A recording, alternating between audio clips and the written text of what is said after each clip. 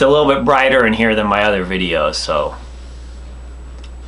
that's good. And normally I have some drink to chug, but instead I have this chunk of Little Caesars pizza. So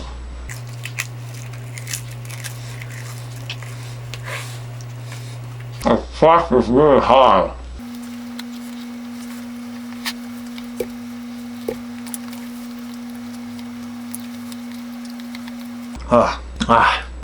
That was the hardest thing I've ever done. Okay, so today I'm talking about Super Bowl ads. Super Bowl ads, you ever heard of them? Wow, awesome. So if for some reason it became this trend where every year around the Super Bowl, everybody started to get really excited about the advertisements and the commercials that would happen in between the Super Bowl playing time. Now, personally for me, I love football. I've loved football since I was a kid. So I get excited about the Super Bowl because it's exciting, right? That's the whole reason, is because I get to watch this big football game and see who wins and see all the storylines all come together for an entire season's worth of play.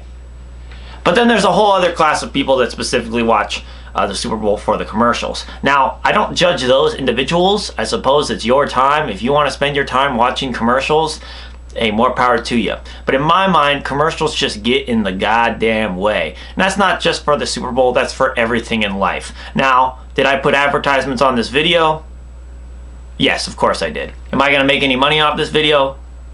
Probably not. At the same time, advertisements most of the time are just something that turn into background noise for me. I immediately get on my cell phone. I immediately start reading a book. I immediately stare out the window and contemplate life, existence, and self. I'm definitely not paying attention to the commercial. So that's always been something that kind of confused me more than anything else, is why people get so excited. It's gotten to the point where some companies do a premiere for their commercial before the actual commercial date, or they drop teasers of the commercial to get people excited. I don't understand why this became such a cultural phenomenon, especially when at its base, what you need to understand is that commercial is there to sell you something, right? Whether that's Allstate Insurance or Ford F-150 or Coors Light or Bud Light or whatever, it doesn't matter. It's there to sell you something. There's this kind of weird dichotomy where some are clearly still advertisements, where they come out and they go, buy our beer, and everyone's like, yeah, okay, that's a funny commercial, but you know. And then some are trying to manipulate you using all these different persuasive techniques to try and get you to think that therefore that product, that company is good. Probably the best example that I can remember from this most recent Super Bowl was Google. Google's become really good at this recently, where they do these kind of sorrowful, very well plotted out storyline commercials that make you really feel, and they really pull on the heartstrings. It just ends with the Google logo. Okay? Now, Google's not necessarily selling you anything in that product. It doesn't say Google Pixel 4, or it doesn't say YouTube Premium, or whatever it's called now, or it doesn't say use our search engine. But at the same time, they're keeping their brand in your consciousness, and they're going, remember us, Google. Okay? Does Google need to keep their brand in your consciousness? Well, last time I checked, they have pretty much the entire market share for search engines. They have pretty much the entire market share for video streaming on the internet. Well, I guess maybe that's not true for Netflix. Maybe I should actually look that up before I just say things. I think they have the majority of the market share for video streaming on the internet. I'll say it like that. They have integration for schools. They have their own laptops. They have their own cell phones. They have their own cell phone plan. They have their own...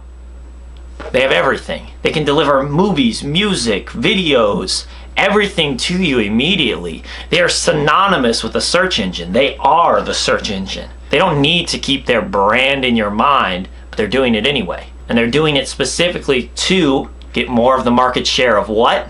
Your brain. And I think people don't understand, or maybe just don't care, about how companies are manipulating you to try and keep them in your mind for as long as possible. I'll be honest, when I watched that commercial by Google, I teared up a little bit. It was sad. Am I going to use Google Photos any more than I already do? Not really. So in that case, it didn't really work for me, but it got me thinking about Google probably a little bit more than I would have if it just said, you know, by Google, we got good storage on our phones or whatever. So because of that, I think we need to really dive in and think about, why do people care so much about Super Bowl ads?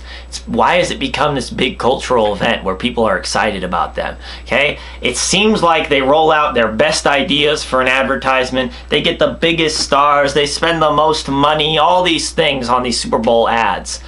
But again, it's just an advertisement. In the same way that a halftime show is not some big cultural statement, it's just a stupid concert in the middle of a football game. I would even go so far as to say, even though I love football, the Super Bowl is not that big of a big cultural exciting thing. It's just a couple of guys tossing around a ball. I would say that we oftentimes overinflate the importance of events. There's a lot of important events happening in the world all the time.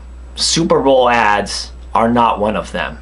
The Super Bowl itself is not one of them. And I'm just as guilty as everybody else as spending way more time thinking about football or commercials or music or YouTube videos or whatever other stupid shit, video games or fucking gas prices or whatever, than things that maybe matter more, right? That are affecting more people.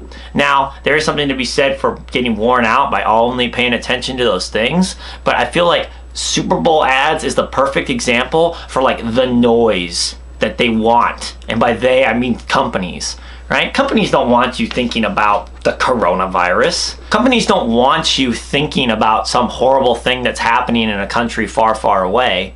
They want you thinking about the product. And if the way of doing that is spending a whole bunch of money in the middle of a Super Bowl so that it builds up hype and it gets people talking and it gets social media views and ups their metrics on Google, then that's what they care about.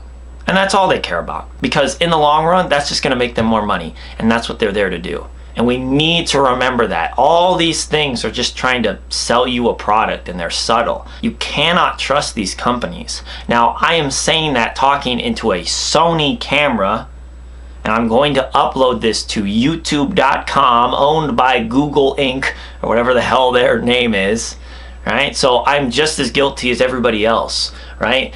In all actuality, to actually prevent that or to fight against it is almost impossible. To live in the modern world and to go against the corporate lifestyle. Corporations run everything in your life, and everything has a logo, and your mind and your attention is constantly being bought. But awareness is the first step in that process. If you're aware of it, you're going to prevent yourself from doing more and more things that maybe they're just trying to trick you into doing. So anyway, that's my little rant about Super Bowl ads.